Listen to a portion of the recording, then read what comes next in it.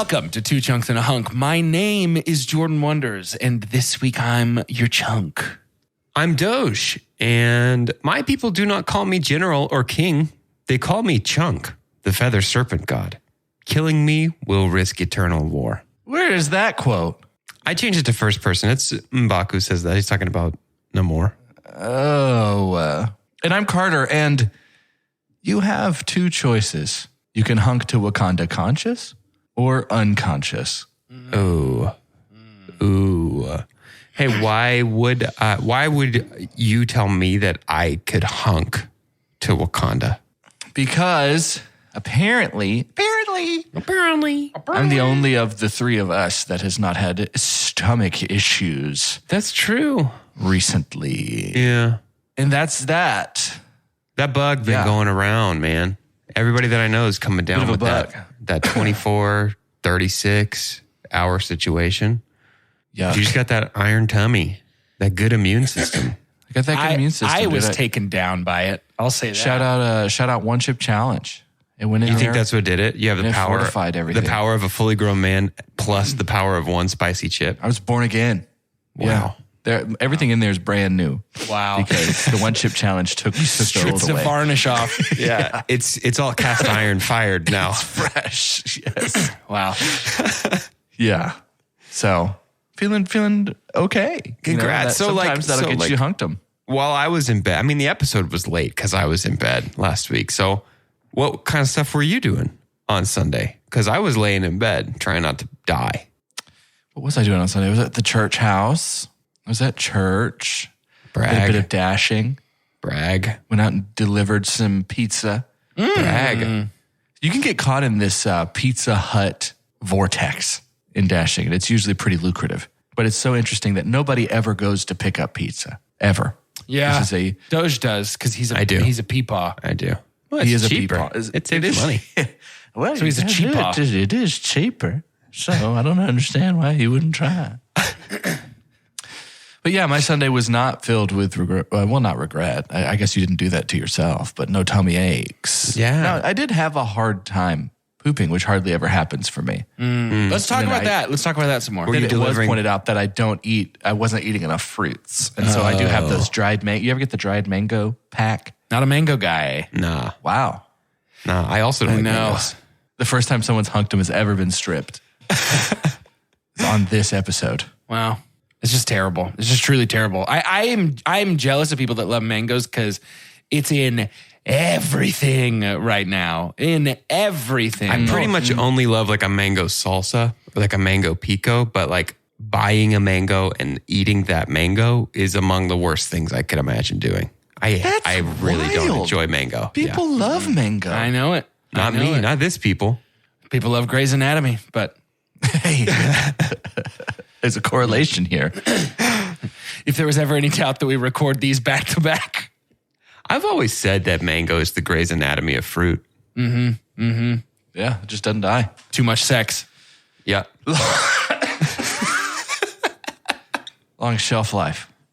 Not an accurate representation of a hospital, much like mangoes. Yep. Much like mangoes. One of my favorite things to point out about Grey's Anatomy is that an 8-season sitcom is considered the most accurate portrayal of a hospital experience and not a 19-season high drama. You know? Right? So wild. Is that New Girl? What's the sitcom? Screw Girl. Scorbs. Let's talk about a movie. This isn't part of a series. It's a standalone. It's a beautiful standalone. It walked in on its own 2 feet and said, I'm just going to go right here. And that's what we've allowed it to do. Today we are talking about the new entry into the MCU, the end of phase 4? Yep. 4. The end of phase 4 of the MCU. And this movie is, of course, known as Black Panther, Wakanda Forever. With all the talks of pooping, I thought we were going to mention the colon. Yes. I did. Right back. Well, it sounds like all three of us have bad colons this week, so. That's true. That's true. Maybe we should just skip it. Yeah. Maybe we should skip it. Doge, I'm going to need a synopsis so we can jump in and talk about this bad boy.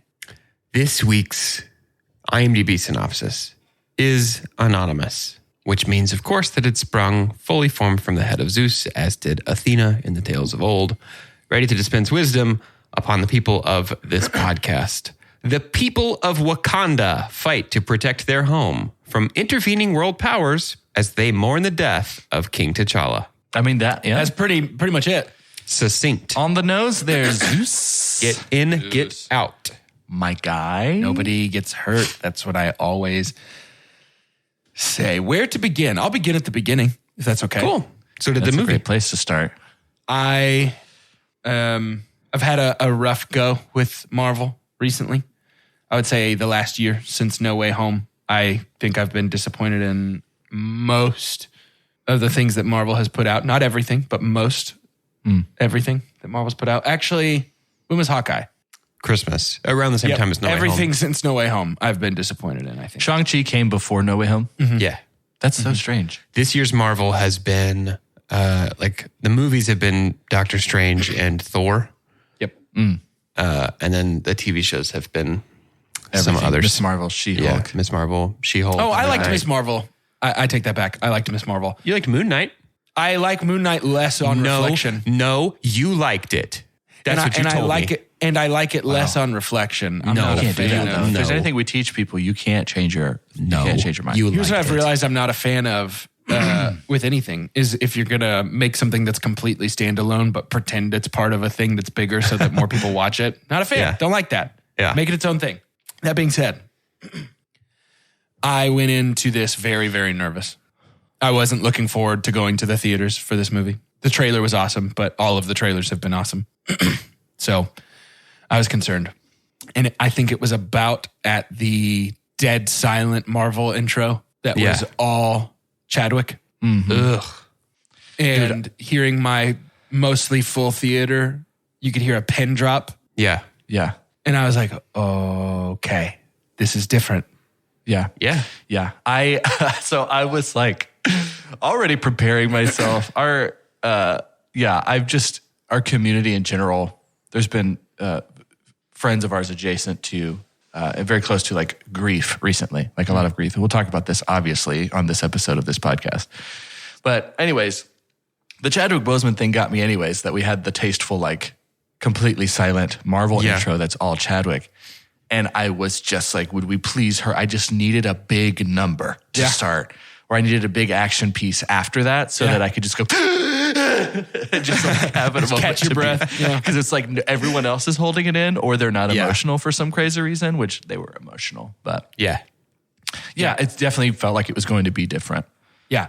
I think like all credit in the world goes to Ryan Coogler, who just like seemingly can't really miss. Also, too, what a tough job. Dude, Yes. in this sense. Coogler would say that this was the hardest thing that he ever did, was to make a. I'm sure. on multiple facets, right? Like that would be hard to do this sans Boseman, but Yeah, it was so important that this movie be good Yes. yeah, for like a number of reasons. For me personally, but also just for this movie in and of itself, for the MCU. Yeah. Like, I think it was really important that this movie be solid. yep. I mean, it's one thing to be your first installment post someone who was supposed to be a figure for a long time in a franchise, not to mention like the current franchise. Yeah. Which is just frankly super oversaturated right now. And so it's also like, how do you do this without How do you stand out not being without tasteful? Yeah, 100%. Yeah. Do you guys think it hit that tasteful mark? I mean, because there's a lot of there's a lot of like parallels, I guess, to the real world. Like in the fiction of the story, T'Challa was like suffering sick in secret. And so I don't know. I just, wow. yeah, that's what they talked about. It was like he was sick and didn't tell anybody until. Well, I knew that I knew they talked about that in the movie. Yeah. I didn't know that was actually canon. Like Are you saying like that's a comic book thing? No. I'm saying that's what Chadwick did. Like Yes. details of T'Challa's death are taken from Chadwick's life. Do you guys feel that it hit that tasteful mark? Because I do. I think it would have been really do. easy I for do that too. to be like incredibly No, crass. if they and had feel made it kinda something grabby. that had to do with the MCU universe, like if they had said like too much exposure to vibranium. Dr. Or like Doom something blew him up. stupid Yeah. like that. Yeah. That's so not good. I think of the heroic qualities that Chadwick as a person just exhibited, the way that he handled his illness and his exit from Marvel and his family and just everything is one of the most heroic qualities about him. Yeah. And so the fact that they let T'Challa share in Chadwick's story in that way and let T'Challa, like, I don't know, there's something beautiful about the fact that Chadwick inspired the passing of T'Challa because the way Chadwick handled it was so incredible Yeah. that they said, Yeah. let's just make T'Challa do that to honor Chadwick. I don't know. Yeah. Man. One of the most impressive things about this movie to me is that it hit what I would say is a nearly impossible bullseye, which is Yes. respectful, melancholy, and fun and impressive. Yeah. All at the same time. Yeah. And never once did the fun feel like it was spitting in the face of the respect. And never once did it feel like the respect was weighing down the fun. This was this is an impossible needle to thread, and it was threaded with excellence thanks to Ryan Yeah. Coogler. I mean, I get Yep. 100% of the credit for that to Ryan. 100% to him. And we've got to say, by proxy, this movie needed to be acted really well. Oh my did, goodness, yeah. yes. And This might be the best acting we've ever seen in an MCU project. Yeah. dude, almost my super pump was Angela Bassett. Angela was Bassett. She came in and she unbelievable. just, in my mind, I was like, and again, I can't help the Oscar side of me because I'm fascinated with award shows and stuff. I was just like, I mean, Is it going to be nominated Maybe. for some stuff? Yeah. dude, when she's in there telling everybody everything she's lost, Yeah. oh my goodness. Now, I feel like really good actors can always pull from somewhere to give you the oomph of Yeah. like a scenario. Sure. Yeah. But it was obvious. I think a lot of people were playing with the energy of the very real world, Yeah. like loss. They miss of, their like, friend. The hero. Yeah. Yeah. There is. So I found myself heading into this movie. I'm not super familiar with Letitia Wright's work outside of the MCU. I really only know her from the MCU. Yeah. I don't really know much about her other work. So I haven't seen a ton from her that made me feel like she could competently like carry the mantle of Black Panther. And I don't remember if it was confirmed that she would put on the suit or if everybody was just assuming she would put on the suit. I had confirmed it because I had a cousin who's credited in this movie Oh, that's crazy. who told me a year ago. Do you remember me telling you that? Yeah, I do remember that. Yeah. But I was nervous that she couldn't carry, but man, she really, really brought it to this movie in what a way that also- we've never seen her do.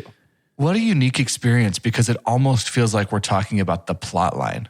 I know. Yeah. Too. Yeah. I know. Because she very know. clearly doesn't want to, is like, that's not, I can't. Yeah. Yeah. Like I literally can't do this. I could not believe, I don't want to super pump just yet, but it's hard not to talk about grief. I think, you, via the surrogate of losing a beloved star, right? Here comes just a theme in general that is tough to portray because in itself is somewhat subjective. There's different ways that we feel it. When it's But abstract, right? Like, our approach to grief ultimately is the super pump for me because there were moments for me. The last time I felt this way about like social psychology was Inside Out. I was like, man, Yeah. we could really blow it here because we've created something that's pretty and beloved and you're about to give us a big lesson. And I think some people are going to really take this to heart. You need to make sure, oh, great, you can feel two things at once. Yeah. It's like we came into grief and we're like, so if I was to give the espresso drip of my super pump, it is that when we go to the ancestral plane, Killmonger is in the throne. And the conversation that we have on anger and just being like, right, but don't you? Well, yeah, I do. And then later mom says, show them who you are. That was, Yeah. I was sitting there and the whole time, thank God, if Coogler had not been the credit in my mind for the creator of this film, I would have been way more worried. Yeah. Because Yeah. we were getting into, I don't want to be so punny, deep waters. We were getting into an area that was like, yo, we could really pitch a bad story here. Like there were Yeah. different ways that we could have gone. Boy, we do have to. And you already said thread the needle there, Jordan. It was like, there's some loose ends here that we got to get 90% of these tied before the end of this movie, because this could be wrong. Yeah. Like this could be really wrong. Well, I found myself, not to jump around too much, but it's our podcast. During the final fight, when Shuri and Namor were on the little like Namor island deal. Yeah. During that fight, especially when she Wakanda Forever and blew him up, I found myself being like, no. Yeah, that can't be it. No. Yeah. We cannot go from T'Challa, vengeance has consumed them, I will not let it consume me. We can't go from that to vengeance murder. Yeah. And then Shuri quotes T'Challa. Yeah. She quotes him and spares Namor. Oh, I knew it was going to happen.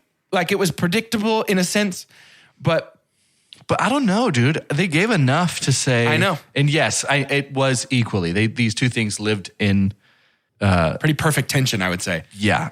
Yeah. But which is, I don't know, bit of a manifestation of the tension of grief like that. I'll tell you what. Like you are always so close to doing something with a lasting effect that you would regret someday. I love a human victory alongside a superhero victory, I think. And seeing the battle end with peace, even if it's shaky peace, because Shuri chose to not only honor T'Challa, but also I think honor herself by not giving into that sort of like base desire for vengeance. Mm-hmm. That's what the MCU has been missing to me, I think. Upon a little further reflection, is like where are our characters making the true... That's why No Way Home is the only good movie that Marvel's put out since Endgame. I'm not going to say that. That's not fair. But you know what I mean. Yeah. Like, because Peter had to make a selfless choice. Yeah. There's something about when our heroes do something bigger than the final punch. Mm-hmm. They do something bigger for the people around them. They do something bigger for themselves. That is so poignant. And I think is the lesson, quote unquote, the moral of the story that needs to be given more frequently. Yeah. I think you could make an argument that the script for both for Doctor Strange, Multiverse of Madness, and for Thor, Love and Thunder tried to have that moment. Sure. Yeah. Where that's fair. So do you think it's just a weakness in the script in those movies that I think it it's doesn't less land? successfully handled. I think when... no, that's a good question, because I think when a life lesson is ham-fisted, people see through it and it's like, okay, you just wanted to make sure we landed somewhere. But this movie, every ounce of this was leading to that confrontation there.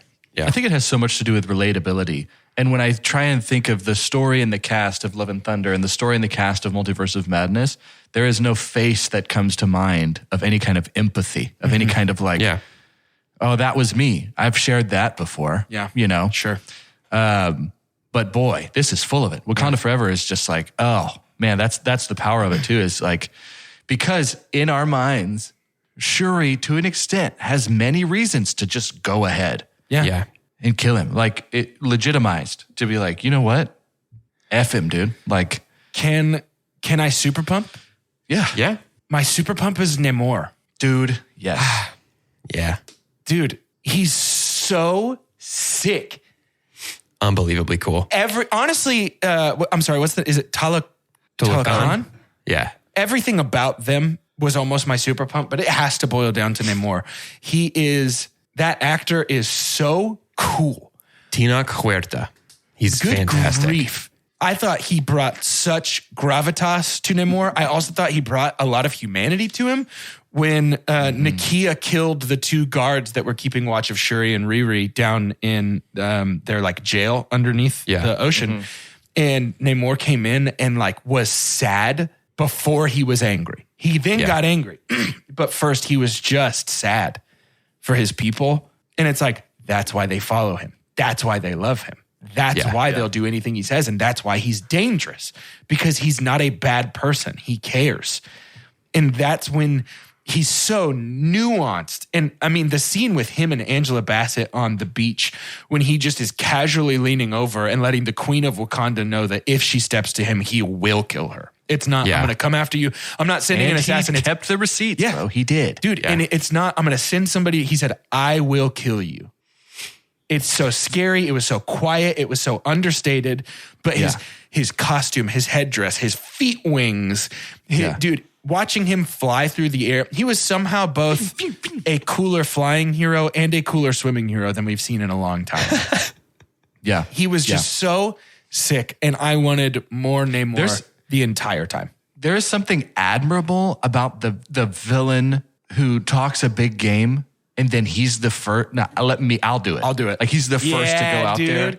Yeah. I'm always down for that, bro. Which is, like, again, you can see why they follow him. It's so well written. You can understand. Of course, I'd follow Namor into battle.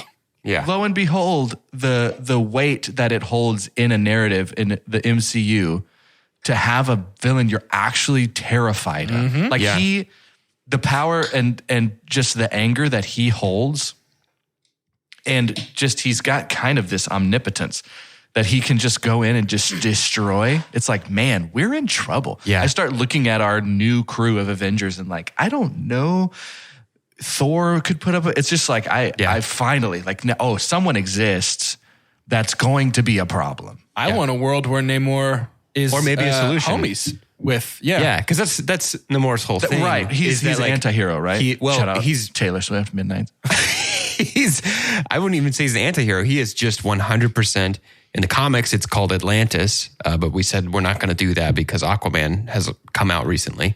Which honestly is fair because I think the Mayan. Hey, that's my super pump, actually. Yeah. Is the total rewrite of Atlantis to Talokan. The like, it's more than tasteful. It's having it be a Mesoamerican civilization. Having him like because in the comics we just named him Namor the Submariner in like the 40s, and we're like, that's a cool sounding group of letters, and having like a story reason why he's pulled the name Namor from being called a Niño Sin Amor. Like, dude, that is unbelievable. Good, dude. Having him be called the feathered serpent god because of his feathered wings on his feet. Like, it's just a wholesale invention for this movie. And it is unbelievable. Unbelievable how well that works and how much I wish that was now the definitive version of Namor. Yes, I bet you it is. This is when so cool. This is when you're playing D&D and it's a homebrew session, and you're like, what? I bet you anything that this is they're starting to draw Tony Stark to look like Robert Downey Jr. of Namor's comic appearances. I hope so. Anything. The Mesoamerican stuff is so cool. Just the rewrite to be like, and it gives like a fun historical adjacent like explanation as to why an entire civilization could disappear. Yes. Yeah. Yes. Yeah. Dude, Ryan Coogler, God allowed it. Ryan Coogler has this gift, I think, for respecting fictional tradition as well as real life tradition. Like a lot of what we see in Wakanda in the MCU is sort of an amalgamation of different things or just sort of created whole cloth, but it never feels like disrespectful or left field or exaggerated. Yes. The more like the proximity of this storyline to us having just reviewed Pan's Labyrinth. Yeah, sure. And like how Guillermo tends to like take like historical context and mixed it with fantasy. Yeah. Mm-hmm. What a smart move. Mm-hmm. If you didn't know anything about Namor and you come and watch this movie, you're like, oh, I bet that's canon. Like it feels like that's what should have been there all along. Yeah. And can I say too, in terms of like the design of their home and everything, I liked how it kind of leaned a little bit more realistic. Like it's dark down here. Dude, but when that sun came out though. But when the sun came out, that was dope. That it was just, it also felt measured against, I know y'all haven't seen Aquaman, but Aquaman is like somehow like we have electricity underwater. Sure. But it was really cool how, we were able to just pull all this together. And by the way, terrifying capabilities for this whole crew. Oh, yeah. The singing, the siren-like singing. That was very amazing. Cool. Our intro, like one of my favorite candies is an introduction to a foe. Like I love just getting glimpses, just little heads popping out of the ocean for that was ship. Deeply unsettling to me. All the little heads popping out of the water. It needed to be. Yeah. I would be terrified. Yeah. No, I thought that. So the very first time we get a water grenade up on the bridge, I said out loud, whoa. Yeah. That effect is incredibly cool. The fight between Okoye and one of the like warriors from Talokan was sick. Man, Coogler knows how to shoot action, particularly one-on-one fights. Yeah. I think about the end of Black Panther. Yeah. Yeah, the sound. Yes, 100%, dude. This deep reverberating ocean like echo of even when we're swinging our massive weapons. Yeah. And when they're talking is really cool. Really, really cool. I agree. Oh my gosh. I was talking, we had seen this movie with several friends, and I think one of the first comments that I had made when the credits rolled, I was like, man, what a multifaceted exploration of grief. And I'll be damned if we didn't launch an Atlantean warrior off of Shamu's tail too. Also, That's so cool. This movie had a lot going for it. Also, it's just little things like with like the hand thing that they do that looks like the megalodon teeth where Namor's throne. I thought they were just Dragon Ball fans. That's based on like descriptions of not descriptions, representations in like ancient Mesoamerican art of people. That's like a real hand gesture that people depicted in the art and it's just like so much of it is like the design of Talokan is also based on the water god. Is it Tlaloc? Anyway, but it's just like the ability, and I think it does have to come down to the script, like we talked about, of like threading the needle where this is like equal parts like tribute film to Chadwick Boseman, equal parts a film about dealing with grief, and a wholesale invention of a brand new civilization that totally like completely works and is more than just works. It is like incredibly creative. Like it's, I think what James Cameron thought he did with Avatar in terms of creating the kingdom of Talokan. Like it's unbelievable. Introducing Talokan could have been, and again, I guess we shouldn't, well, it's kind of good to see that because we have seen people blow scenarios like this. But introducing that new civilization, which has a real world demographic that's also like how Wakanda did, you know, back in February several years ago, of being like, oh, here's a character in the MCU that looks like me. Here's a whole slew of characters that look like me. Yeah. That needed to not just be on the back of an homage to someone we lost. Right. That also had to be respected enough that it doesn't feel like this was just a side quest. Oh, by the way, we're also going to introduce That's what I was most worried this about culture actually. into the MCU. Yeah. I was too terrified. If you're going to make an MCU movie that doesn't, let me finish the sentence because I want to asterisk it at the very end. But if it doesn't tie in huge into the overarching MCU, this is how you have to do it. It has to be an incredibly personal story with incredibly personal stakes. And I would say that the benefit of this movie is it does tie into the larger MCU in a big way because it's who's taking the mantle of the Black Panther.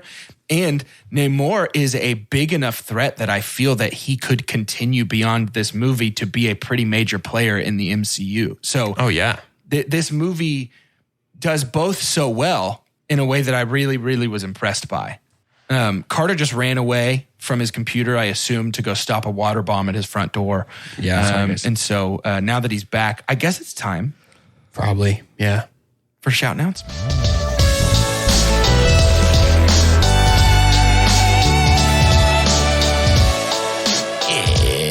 It's shout announcements, the part of the show where we give shout outs and make announcements. Shout out to Thanksgiving. Shout out. Coming up. Well, do you guys have favorite dishes? Green bean casserole. Ooh, that's Also green Callie's bean favorite. casserole. No way. Yeah. Mine is sweet potato casserole, specifically with the crumblins on top, not with the marshmallows. Always got to have some good crumblins. Not with the marshmallows. Yeah. Marshmallows is a 7. Crumblins is a 10. Yeah. I love a good crumblin, especially when it's that salty sweet up top. Nom, nom, nom, nom, nom, nom, nom. My father-in-law makes a green bean casserole that is phenomenal. That for years, since he became this like black hole, my younger brother-in-law would just have half of it. Like it was like Happy Thanksgiving, massive amount. Half of it goes to Nolan. And the only child in me and the person who seeks justice in me That's tough. was angry. So taken to ever task. since, dude, ever since, Nolan knows it now too. My hiding spots change. I go and I I get my own little section, my own little pints or two, and hide them from him. Amazing. Because that's my green bean casserole. Amazing. Wait till he goes to bed. Idiot. My brother-in-law Eat it up. doesn't eat vegetables, so I'm fine. So you're safe for the green bean casserole. I'm safe. I'm safe. Is he a panther? What? Yes. Yeah, Yes. he's Yeah. he's a carnivore. He loves that turkey. Actually, I think he's a ham boy now that I think about it. He's a hamivore. Don't let him hear you say that. I love ham too. Anyway, that's not what any of this is about. The Thanksgiving right around the corner. Cannot wait. Absolutely adore Thanksgiving. Very excited for it. But I'm also excited for what's going to be on the menu. I'm sorry, I said that wrong. I'm excited for the menu, Oh, yeah, that too. which is a movie starring Ray Fiennes. Yes, chef. Yeah. It's just the bear, but with cannibals. It feels like a pretty combo it's of all my cannibals. favorite I don't things. know I'm pretty sure it's cannibals. not people. I'm pretty sure it's not people. Oh. Straw poll. Horror. Straw poll right now. horror- Who thinks they're cooking people on this Jordan island? thinks they're cooking. Jordan people thinks on cooking people. Carter thinks cooking people. I think it's not people. That's it. You just choose not people. I think they're not cooking You're people. creative? I think they're I think they're like having to pay for like their crimes. Gotcha. This food's terrible. Don't jaywalk anymore. No, I tricked you into coming here because you're rich and powerful, but actually you've done terrible things, and so I'm going to kill you. I'm down with either of those, if I'm being honest. It combines thriller. It combines reality, food competitions. Combines Anya Taylor-Joy. I've heard the Yeah, I'm third excited. act, they have to cook the same recipe as Bobby Flay and see if theirs is better than his. So. Nancy Fuller's going to be there and tell him there's not enough alcohol in the baked good. Alton Brown is just narrating the entire movie. Now, if Alton Brown is in it, count me all the way Chelsea in. loves Alton Yeah, Brown. so does Jordan. I like him. I don't love him. Dude, Good Eats as a kid was like Yeah. straight into my veins. Yeah. I speaking of straight into our veins, we've had a lot of violence on our podcast this year. is We've true. done an action series where we went around the world and found international action stars. We loved that. Excuse me. And then obviously we got into horror. Tends to be some violence there. And we said, let's just keep it going. Let's take it to Christmas. roll it all the way, Let's baby. get into the holidays. Yeah. And so our holiday time this year with you will be Action Christmas. Yeah. And I think we kick it off with Jingle All the Way. Is that correct? I think so. Maybe. We got a little Jingle All the Way. We got some Die Hard 2. We got some Kiss Kiss Bang Bang, which I've never seen. And then there's a David Harbour flick coming out called Violent Night, which there was a trailer for this There was. before Wakanda Forever. Yeah. Johnny Legs is in it. I'm honestly very Hey, excited. Johnny for Legs that is in the movie. menu too, I think, right? He is, he dude. really? It's the Extra winter legs. of legs. We're getting a set. The Winter of Legs. Winter of legs. You know what? It is winter, officially. It is. And the thing that will keep us bundled up nice and warm, safe by our hearth is if you would rate and review our podcast. This is the smallest kindness you could do for us, but it has a big impact. You can rate and review our podcast on iTunes, on the Apple Podcast Store. And you can also just drop a star-based rating over on Spotify. Obviously, we think it's 5 stars. If we thought it was 4, we'd stop. We only ever aim for 5 stars, but we want you to vote, to rate us, not vote. We're not up for anything. Rate us the appropriate number of stars, but again, it should be 5. I think that rating and reviewing us is akin to returning your shopping cart in the parking lot. Yeah, You know, you're not going to get in legal trouble if you don't, but you're the worst.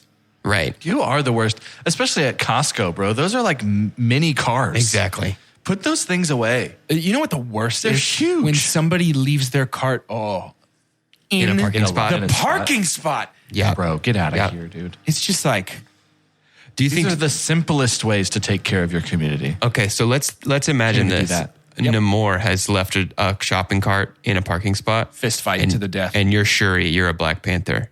You don't spare him. No. kill him. No, at Yeah. that point, vengeance does consume me. Yes. Yeah, Good. don't get to really show him who I am in that. And in case you got lost in the metaphor there, we're talking about reviewing us. Yeah, do that.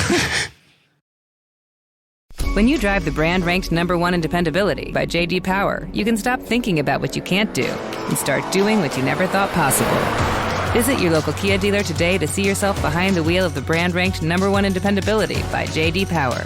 Kia, Movement that inspires. Call 800-333-4KIA for details. Always drive safely. Kia received the fewest reported problems among all brands in the J.D. Power 2022 U.S. Vehicle Dependability Study based on 2019 models. See jdpower.com/awards for 2022 details. With Black Friday savings at the Home Depot, you can get top brand laundry sets with the latest tech to tackle any mess you might face this holiday, like automatic fabric and load size detection for spills of any size, from cookies and milk on your favorite holiday sweater to the toddler of the house discovering just how fun cranberry sauce can be. Make more magic this holiday season. Let your new appliances handle the mess. Shop Black Friday savings and get up to 30% off, plus instantly save up to $750 on select LG laundry sets at the Home Depot. How doers get more done. Offer valid November 2nd through 30th. U.S. only. See store or online for details. Tired of long waits and rushed care at the ER and urgent care clinic? Next time, stay home and let Dispatch Health bring the power of the hospital to you. I call Dispatch Health. A care team of medical professionals actually come to your house. They're the same caliber of people that you would see if you were at a hospital or an urgent care. Dispatch Health can treat most non-life-threatening emergencies. They can do the x-rays, they can do stitches, urinary tract infections, blood test, urinalysis, ultrasound. It's almost everything that they can do at the ER. You never feel rushed. They're there for you and only you. I felt like their only patient. And it costs no more than a trip to urgent care because Dispatch Health is covered by most insurance, including Medicare. See if we serve your home at dispatchhealth.com. Dispatch Health really went above and beyond. It's wonderful to have care come to your home. House calls are back, and they're better than ever. Learn more at dispatchhealth.com. I want to talk for a second. We got into it right before shout announcements off recording, so we want to talk about it real quick. Quantumania with that trailer. If you hadn't seen it before Black Panther, you would see it now because it was before Black Panther. What? It is the worst sentence. Yeah, that was pretty bad, but it's okay. I knew what you meant. It took a while, but I get it. I give it a 0. I think what we were talking about is the promise that the Quantumania trailer is making. I think... I just got to get out here and say this. Elton John song, yes, but I will say, all their suits in this big CG environment, it just looks like a remaster of Spy Kids 3D to me. Ooh, oh, that's funny. I'll take that. That's funny. I'll take that. I agree with that a little bit. That's a big part of Black Panther. It all, for the most part, looked really there and what not. Do you mean? I feel like Marvel has suffered a lot, particularly the last 2 movie outings, with a little bit of that Star Wars prequel effect. And Black Panther did not fall to that. Oh, really? You thought the CG looked good? In Black Panther? Yeah. I thought that for the most part, the places we were looked better than our last 2 Marvel outings. Yes. Yeah. Like our locations. Big green screen. Yeah. Yeah. Yes, I agree. There was some pretty questionable CG in here for me. I think, again, Black Panther movies, the final fight, the CG was rough again here. I think Shuri versus Namor on the little desert island thing was kind of rough at a lot of times. Yeah. And it got better by the end. It's just, I really think Shuri in the suit almost never looked like a real person there. It looked like an Unreal Engine So demo. that's actually my super dump is that the distant shots of Shuri in the suit were very, very clearly renderings and not an actor doing anything. The movements were video game. They weren't natural. Yeah. And that's my super dump because I don't want that to be the future of Black Panther is that all the physicality is done by a computer. Yeah. And so it does worry me a little bit just because it's particularly, there was something she was climbing. Maybe it was the boat. Yeah. Near the end, but there was something she was climbing that was like, oh, that's a PS5 cutscene. That's not real life. There was a scene in Talokan when Namor was talking. He was on his throne. I guess he was summoning them to war. It looked like Tina Huerta was completely CG in that scene. I don't know why they would have done that. Maybe they didn't build the headdress, or maybe he couldn't wear it underwater or something. I don't know, but it was he looked completely CG in that scene, and it looked like you said, it looked like a video game cutscene. Like he's about to give me my next mission or something. I think I'm realizing me to CGI is like Doge to dance. And if you've listened to our podcast, Doge just sees dancing. He's like, that's pretty good dancing. And there's a lot of people that could be like, that's a bad dancer. They're not dancing well. For me, I think I caught glimpses of some of this, but I'm pretty easy. Sure. Yeah. I think it didn't. Now, Overall, they the did effects something- work was very good, though. Yeah. I do think that it was, especially with the underwater stuff, all the whales Big looked fish. real. The big fish looked good. The little fish looked good. Like the I think water it was just a effects glimpse looked of fantastic. the whale stuff on that bridge. Yeah. And just launching people up on the bridge. I was like, oh, what? There was a scene in like the throne room where Namor is talking to Shuri when she's in the suit. And they used the same tech that they used in, I think, Civil War when Iron Man takes his helmet off after War Machine falls from the sky, where they sort of like superimposed RDJ's face onto that and it looked a little wiggly. But it didn't look wiggly this time. It looked really good. And they used it to let Namor talk underwater without a bunch of air bubbles coming out from in front of his face. Because everybody else underwater, we didn't see a lot of talking, but they didn't have bubbles either. But Shuri had that mask on and all that stuff. But they used this CG to let Namor talk to Shuri without air escaping. I don't know. I don't know what I'm saying other than... Are you sure that's what they did? I thought they would have filmed that in a tank. I'm pretty sure that would be like wire work with like blue gels on the lights and stuff. I don't think they would actually have been underwater, right? I don't know. It looked like he was underwater for real. Maybe not. The effect on his face looked like he was underwater for real. Because I know like that's how they filmed Aquaman. Like they were never in water in Aquaman.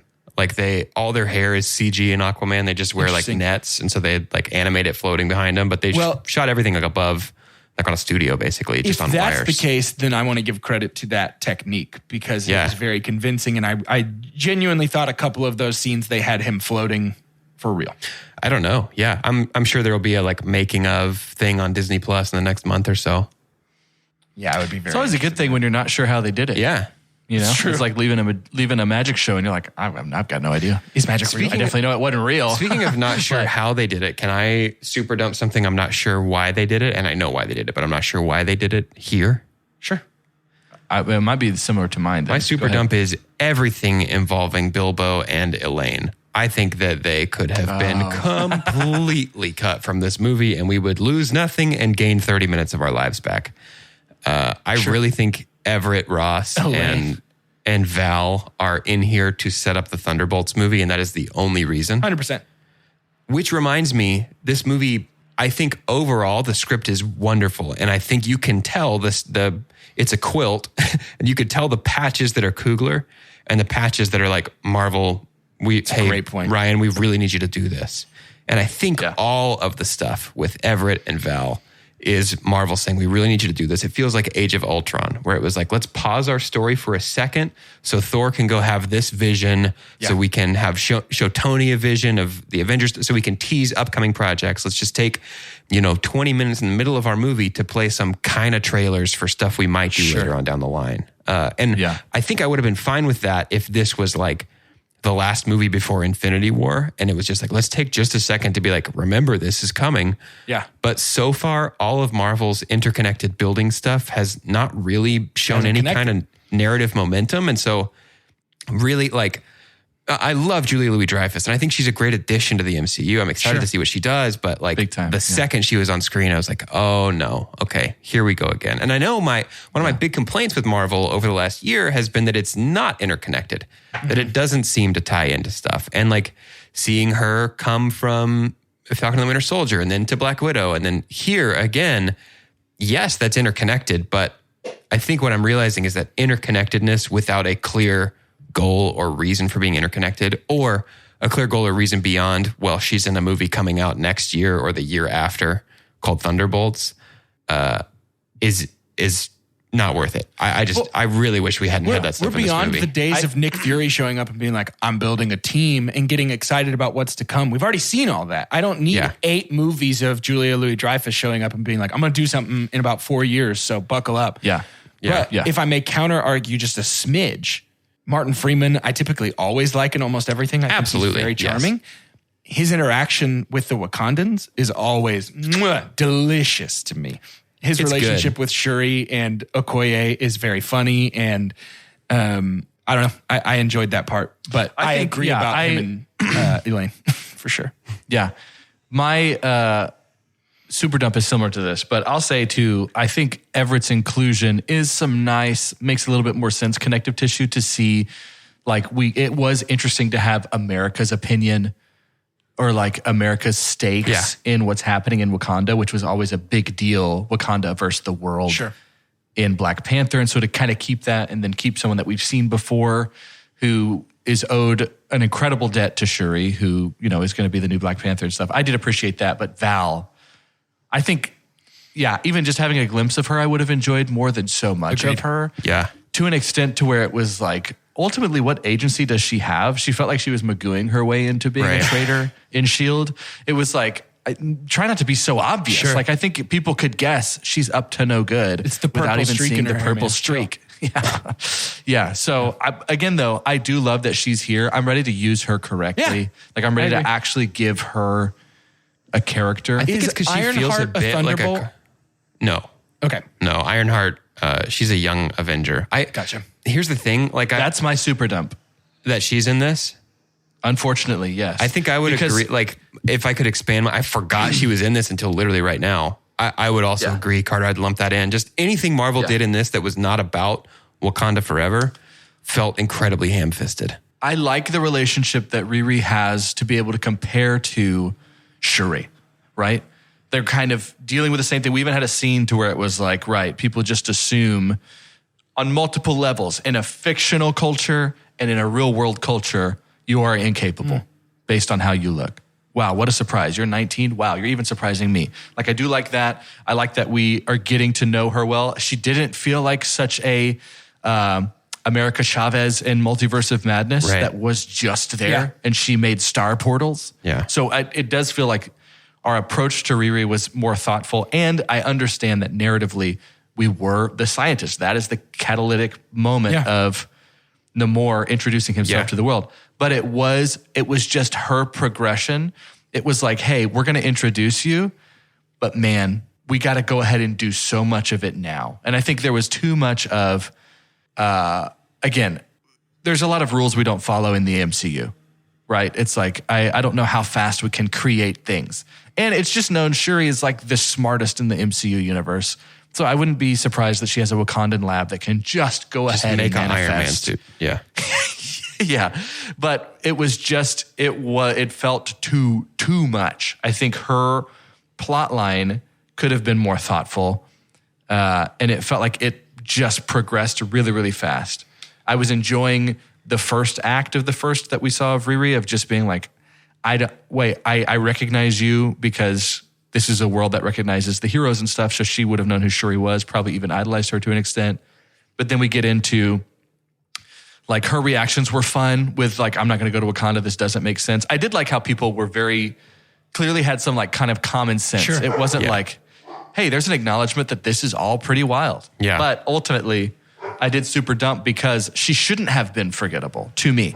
If we're going to have her in this with all the care that we have for all of our other new characters, it's unfortunate that we neglected, to my opinion, someone who felt like was supposed to be really important. So I agree. She feels a bit like, she's got a Disney Plus show coming out, and that feels like a bit of a mandate of like, hey, that's not going to be an origin story, so we got to introduce her. We'll do it in Wakanda Forever. Ryan, you got to figure out how to get her into your script. Because the scientist could have been anybody. There's no reason that had to be Riri, and she doesn't really like thematically, not 100% like a match for this movie. In terms of like her personal story, at least as it's told here in the frame of the film. I disagree at least a little bit. I wouldn't say that I like loved the character of Riri, and I haven't heard either of you say this, so I'm not putting words in your mouth. I really liked Dominique Thorne. I thought she was great. Yeah, she did great and fun. Makes me excited for. I'm glad she's in the MCU. Yeah. Yes. Yeah. I thought she was really excellent. I'm not always glad that our new introductions in the MCU. I have no stakes for America Chavez right now. I don't even know if she'll come back. I really don't. That would be so silly. I hated the Ironheart suit. I thought it looked goofy and cheap. Boy, let me just say Ironheart and then also the Midnight Angel suit. The Midnight Angel suit is one of the ugliest things I've ever seen on screen. I liked the one with the squinted eyes versus the big open ones that Okoye had. That other suit was pretty cool looking, I thought. But I agree. It was a little goofy. However, Okoye got done dirty by that ugly suit. She really did. She really did. So with Riri, I'm going to disagree on her thematically fitting. I think for the amount that she's in it, which is probably a little too much, I think we could have done with a little less Riri just because there's more space for the rest of this movie. But I think thematically she does really fit what Shuri's going through. They have that conversation in the dorm room where Riri mentions like, oh, to be black and gifted, right? Like, I think it's interesting to have Shuri come across another young black woman who is gifted in the realm of science and to be able to bring her in and work together. I think thematically, that works a lot. But I think that doesn't track with Shuri. Like Shuri, that's a quality of Shuri, but that's not Shuri's arc in this movie. Shuri's arc is never like, let me learn to accept my gift and it's okay to be gifted. Like Shuri's arc is like, what do I do with the weight of expectation and how do I handle the fact that my gift wasn't enough? And I don't feel like Riri tracks with that at all. No, I agree with that. But I think there is something to Shuri's push to accept the mantle of Black Panther and to wear it well has to do with like representing Wakanda well and doing the right thing. And I think that having Riri around, like, I don't know. I think it all plays into her decision to spare Namor. I think that, I don't know. I guess what I'm saying is I don't have strong opinions about Riri. Like, I think she was fine. I liked her. I do agree that there was too much, and I do agree that the Ironheart suit looked terrible. But I think that she was fun. Her interactions with Shuri were really fun. I know you guys didn't say they weren't. Yeah. But I just didn't take. I'm saying like I believe like a lot of these things are true, and I think if I could better vocalize what the issue is, it's like, man, it's unfortunate that it is at the highest third on the great lessons learned story connective type things about this movie. There's just so much that is handled in the family dynamic of losing T'Challa, in that country's dynamic. Here's another country that has also, there was just so many big things. Yeah. That something that felt like was good. I think it's because I got a taste of it and was like, why is this a secret menu item? Yeah. Like why is this for me so off, just barely out of frame? I was like, let's just bring it in. I felt like there was something missing that could have had that even be more influential. That it's not the thing that I like. Oh, that's right. By the way, 50 minutes into our podcast, not a big reread. Oh yeah, like the first time we've said her name. You know, it's like, I mean, I get that for sure. But again, it's tough. She's up against some really monumental storylines. And speaking of these monumental storylines, can we don't have a ton of time left. Can we rapid fire these other three main cast members real quick? Put Lupita in everything. Yeah. Put her in everything from now on. What a great, man. She is doing it right. Are you kidding me? She's amazing. She's never bad. What a great mom. I want her to be my kid's teacher. The character and just her. Because there is the thing where it's like, oh, that's right.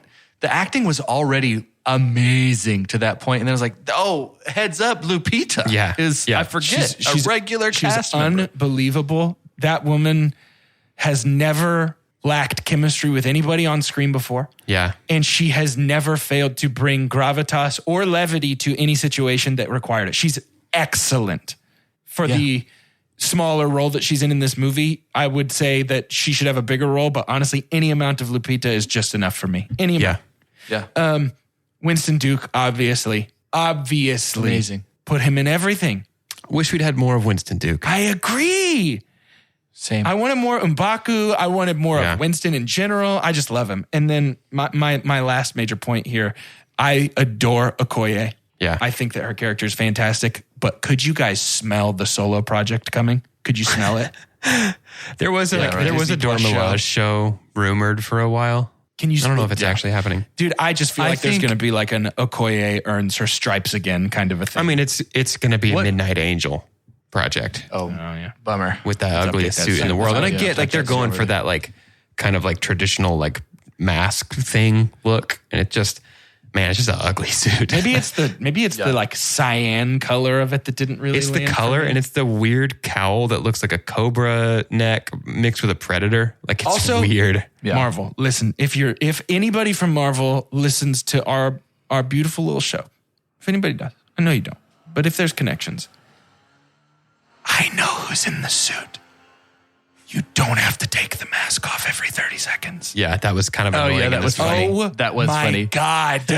Everybody with the mask in the MCU is constantly like, punch, punch, zoop, funny quip, mask back on, punch, punch, fly, zoop, funny quip, zoop, mask back on, punch, punch, punch, fly. Yeah. Oh, just leave it on. I will say, I think the script for this one was lighter on the funny quips than I was afraid it would be. 100 needed to be. It needed to be, and I thought it was very tasteful. And in relation to that, because of that, as a result of that, when it was funny, I laughed. It was actually funny. Instead of being exhausted. Yeah. I laughed. Thank you, Ryan Coogler. Speaking of thank you, Ryan Coogler, we got very powerful scene at the end before the first credits of Shuri burning. I believe that's what she wore to her mom's funeral. Yeah. Burning that, which was set up earlier in the movie, and Shuri's just tearful lip quiver right before we cut to credits was so good. Yeah. So good. But then we come back, and I like to think that this, I don't know, in the comics, does T'Challa have a son? I don't know. I hope that this was invented for this, because this feels like a very thoughtful Ryan Coogler move to give us, and not that, I don't even need it to ever become important. I don't need young T'Challa to live any life other than a normal young boy. But, so I'm not saying that I hope he comes back and in 10 years we have a young T'Challa series. That's not what I want. Yeah. But Ryan Coogler giving us just this little, hey, T'Challa lives on. Yeah. I just got chills now. So he said that was a very Chadwick thing. That Chadwick would not have wanted T'Challa as a figure to die with him. Yeah. Like, this was something I think Chadwick's brother Derek said that. Derek Bozeman has said I'm that. so sorry. Derek. Yeah. Yes. Sorry. Derek Bozeman. I thought that this is the exact kind of thing that could be completely mishandled and make me roll my eyes at the end of a movie looking at you, Love and Thunder. Here, I found it really poignant and really sweet. And that kid is adorable. Yeah, it's a really cute kid. They did find the cutest child on earth. Yeah, they found a real cute kid. Can y'all help me with something? Yes. Mm-hmm. I did not have complete clarity. Are we to understand that in Shuri's stead, M'Baku will actually be running Wakanda? So. Because the ruler of Wakanda and the title of Black Panther are separate. They don't have to be the same person. It was the same for T'Challa and 3 for generations. his dad T'Chaka and his grandfather, exactly. And Killmonger. Yeah. Yeah, I mean, for a long time. I think that it's great that it works out like this. I think M'Baku as the king of Wakanda is awesome. He has proven character-wise to be really loyal and ultimately very kind, if a little goofy. And I think Shuri has never shown me any characterization that she wants to lead in any real capacity. So I'm glad that they didn't have her do a heel turn at the end and decide to become queen. Right. Yeah, I dig it. It's time to rate the movie. Unless we have any, this is the time for final pins. If you have a pin to stick, now's the time to do it. It's time to rate the movie using the scientific cinema scale, which is perfect. And as follows: the best thing we could ever say about a movie is own it, don't lend it. Buy that poster. The next best thing is buy it. That's followed by rent it, and then stream it. After that is forget it. And last but certainly least, the worst thing we could ever say about a movie: God hath forsaken us. I'm going to go first. I've been the negative Marvel boy for about a year now. So I'm going to go first. I am high buying Wakanda Forever. I think that this movie is one that I will absolutely watch again. I was blown away. I think it was potentially assisted by low expectations, but I don't know that it would have made a difference because I think Coogler just has the touch. I was thrilled leaving this theater that I had been proven wrong and that I had enjoyed pretty much all 2 hours and 40 minutes of this film. This is a high buy for me. We're both clearly thinking about it. I'm trying to think. I don't think I have. Oh, it feels risky. I don't think I have any reason not to, personally. just get a touch over the high buy and enter the buy the poster territory. So I'm going to do that. I think it is a lesson on what to get back to in the MCU. And then also still doing a bit of trailblazing. I think we did get, something that needed to happen after the snap in our storyline was, let's look at grief, yo. By the way, a lot of people disappeared for 5 years. Yeah. How does that make us feel? We saw a lot of that in No Way Home. Just wrestling with what a strange phenomenon that would be. And then from what I maybe had read, that Black Panther, the sequel, was going to be T'Challa's own grief with having given so much responsibility to protect his home and then be gone for 5 years. Yeah. Like actually dealing with the snap. And so that we found a way to respectfully and creatively still do that, and likely in a more powerful way. I'm just looking at the cast, and Shuri, Nakia, Okoye, M'Baku, Ramonda, and Namor all give us different looks at and thoughtful. We had 6, to what I can see, experiences of how to deal with grief. Yeah. Yeah. And then to, at the end, say, you know what? Nothing wrong with feeling it all at the same time. It really kind of has to deal with what's when a big decision comes, like, what do you do with your grief? Yeah. I don't know. It just had some pretty big life lessons that I think are going to resonate for a while with me. And it was done with the MCU. And that's the wonderful thing. That's when we first got Iron Man. We were like, wow, human stories. So we're making, and the fact that we literally took a God figure and made him empathetic was one of the biggest things that the whole movie did. So yeah, I buy the poster. I think that this was pretty brilliant story and thoughtful. Yeah. I think Coogler should stick with the Black Panther franchise, but man, maybe he needs to get in the room. Yeah. For the rest of what we're doing. I hope the lesson they take from this, is that public discourse around this movie is overwhelmingly positive, where I don't think it has been based on other things I've seen for the last year. Too. And that, maybe they invite Coogler into the room and let him take some reins. Yeah. I mean, he's about to have 2 installments. I would be surprised if this didn't make $1 billion. But he's about to have 2 Marvel installments that are going to be $1 billion movie makers. Like, all signs are pointing to, if he's got the time, please ask his opinion on everything about. Do you guys think this will get the same kind of Oscar noms that the first Black Panther did? I think there's a chance it gets 1 or 2. I don't see a Best Picture nomination in the future for this movie. It's tough with the 10 now. Yeah. But yeah, we'll see. I don't know. Probably not. But it's certainly going to, I don't see how it doesn't win some of these like costume design, but set design and stuff. Because that's another like jewel in Coogler's crown, I guess, is that none of the other MCU movies are really Oscar-y besides his too. Mm-hmm. Yeah. Yeah. But I'm going to buy it as well. I think it's a absolutely phenomenal achievement, an incredibly impossible needle to thread, and somehow the fact that this is good is crazy. The script mostly threads that needle. I think there are a couple of notable question marks for me. Like we talked about Val and Everett, and I think Riri could have been a little bit more thoroughly integrated into the plot. I think it is strange that in Talokan we never ever mention like, hey, 50%, half of my people disappeared because of something that happened on the surface world. I'm done dealing with you. Like, that's to me an easy thing to draw in there. There are some strange things and some things that are clearly Marvel mandates, but overall, I think this was a phenomenal achievement. You know what I mean? Like, it's more than just I liked it. I think it was just like, I would give you a gold medal. I would give you a very high grade because this is just a phenomenal achievement. I'm going to have, the week prior. So I'm a big sports ball fan. Mm-hmm. And like when your team wins, man, I'm ready to soak up all the media content. Yeah. I'm walking around with my head held high, a little extra wide grin. I don't know that I've felt like, and it is because of what we might define as failures prior, but there's a chest out that's a little bit different for me for an MCU post-watching experience with Wakanda Forever. There is like hope involved there, right? Yeah. There was never when we finally started to I think the Avengers, when we put them all together on the screen, that felt like an accomplishment. Yeah. That was like, oh my God, I can't believe they did that. But I don't know if I've felt that in the MCU in a long time. Yeah, I haven't felt in that, terms like- of just being like, okay, cool. So like this is great. Like we're telling good stories here. I don't know. I'm excited. I am too. Does this make it even worse though if we just head right back? Yep. Because here's what I'm nervous about. Projects that are already done or close to being done have not had time to learn from Black Panther 2's success.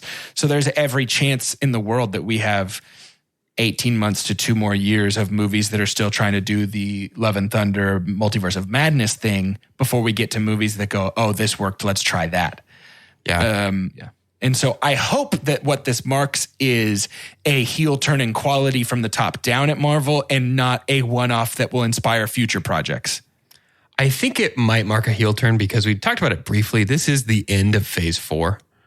And so they've talked about like phase 4. The least consequential phase of any Marvel phase. I really think it's damage control for them to say this, but phase 4 has apparently been about dealing with the aftermath of the snap. Phase 4 has, to quote Kevin, been focused on dealing with grief, which I think is fine. And you can kind of see that, but I think it's a pretty tenuous connection at best. But it does seem like moving into phase 5 with Ant-Man and the Wasp that there's a bit more of a through line that we're committed to following. I mean, introducing Kang right away feels like learning from the kind of misfires of like not really doing anything interconnected except for having Julia Louis-Dreyfus show up every few movies. Right. So I don't know. I think I am optimistic that it could be a heel turn rather than a source of inspiration in 2 years. Man, I would love that. I really would. Well, make sure you tune in next week when we talk about The Menu, which I think will be moderately less uplifting, I would assume. I think that's not part of the MCU too, also. Yeah, I did. I heard that. I don't think it's The Menu connected sort to of a standalone type thing, but not in a in a Moon Knight way. There's always a chance that something could be played. You never really know, I guess, do you? Julia could be there. I mean, with multiverse, isn't it all? Isn't everything? Yeah, that's true. Yeah. It's a great point. And it's why the multiverse is so exhausting as a concept. So tune in next week as we talk about The Menu for Thanksgiving. Get you nice and hungry. Get you nice and hungered up. It'll be a good time. To end today's episode, I'd like for each of us to say our name and what our fish-based entrance to battle would be. Ooh. Yeah. I mean, it had to be. Love it that. had to be, right? For 2 Chunks and a Hunk, I'm Jordan, and it goes a little something like this. There is a glimmer under the surface. It's moving fast. It's moving quick, but it's large. It's rather large. And maybe even moving too fast for something that large. And as it breaches the surface, what you'll notice as it slows down into slow motion with the water glistening in the sunlight is that it is a whale shark swimming at full speed, terminal velocity. And as it reaches the crest of its ascension into the air, it opens its mouth and like a pencil dive through the air. Pukes you up. Just straight out of the tube, baby. I just, boom, like a potato cannon. And I just fly to the battlefield, do a superhero landing, of course. 3 points of contact on the ground. Foot, knee, fist. Gotta have 3. Yep. Yeah. That's great. And then I slide and skin all of the skin off of my knuckles. And Yeah, it's gone. It's gone. He's a raw boy. It's just bones. I'm Doge, and as we all know, aerial combos are where it's at. That's true. If you want to be a good fighter, and I say this every time I watch wrestling or boxing, why are you attacking him on the ground? You Take have him to to the attack in sky. the air. Aerial combos do double damage. So I am getting thrown into the sky by a giant squid. Amazing. And then Mr. Squid is Like using fastball special style? fastball special straight up into the sky above the ocean. And then Mr. Squid is using his other 9 arms to grab other dudes and pull them to me in the sky. And I'm staying in the sky because I'm air juggling all these guys that are getting pulled to me. Are you jumping off of them every time they come up to meet you? I am, like Sonic the Hedgehog or like a Mario right off a Goomba's head. Some real Cirque du Soleil type stuff right there. And then when I'm done, swan dive down into the water. He catches you. No, he's gone because he freaks me out a little bit because he's slimy. Yeah, for sure. Can I amend this plan? Yeah, sure. Before he throws you, can he spray a cloud of ink to block out the sun so that it's just total blackness while you're beating these people To block out the Yes, I love sun. this. Amazing. Yes. Amazing. I will, I'll be entering the shore. There'll be this massive clam that's shut. And then this it's gonna be like the birth of Venus. Are you completely naked inside? This native of my land who brings this ornate looking at first, it's like, okay, that dude's the threat, but actually no, is that a shucking tool? And he hands it to you. And so you're like, I don't even, if he's bad, I shouldn't even open it. But they're ultimately convinced to. Maybe our shucker is singing a song that makes you zombie. Open it up. You open it up, nothing inside. I stab you from behind. Subversion of expectations. And then idiot, you when thought they hit Carter the being ground, a clam. I Ubered there, bro. when they hit the ground, you say, congratulations, you shucked yourself. Yeah. I just say, get shucked. And then, and then your mom comes out and she's like, and I'm the mother shucker.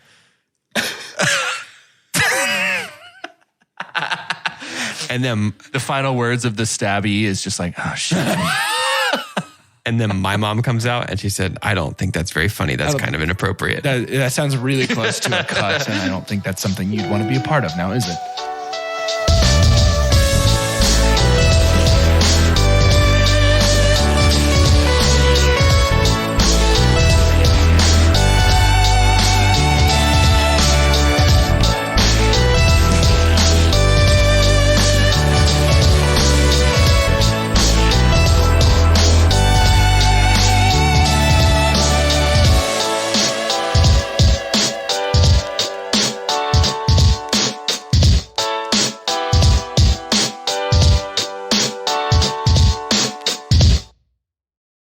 With Black Friday savings at the Home Depot, you'll find top brand kitchen appliances with innovative features that can do more, so your holidays can be more. Ovens with built-in air fryers for baking the perfect cookies. Dishwashers with smart tech to clean everything from bakeware to festive mugs. And high-capacity refrigerators to keep leftovers fresh. Shop Black Friday savings and get up to 30% off, plus instantly save up to $750 on select GE kitchen packages at the Home Depot. How doers get more done. Offer valid November 2nd through November 30th. U.S. only. See store or online for details.